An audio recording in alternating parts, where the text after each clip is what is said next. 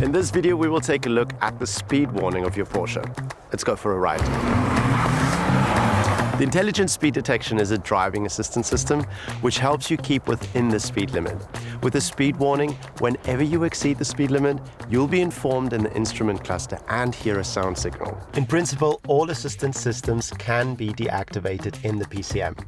Within the European Union, it's required by law in all new model series since 2022, and from July 2024 in all newly sold vehicles that the speed limit detection will be activated whenever you restart your car.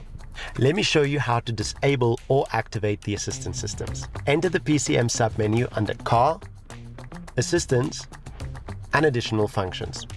With the speed limit detection, you have two options. The speed warning functions will inform you visually in the instrument cluster as well as acoustically via the sound signal when you're driving faster than the speed limit.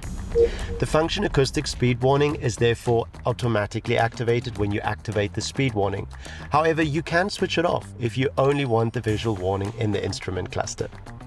Moreover, depending on your country, you can also set the so-called tolerance of the speed warning. Tolerance defines how far you can exceed the speed limit before the warning is activated. You can adjust it here. There are 4 possible settings: 0, 5, 10 km per hour, or the tolerance setting, which allows exceeding the speed limit by up to 5 km per hour.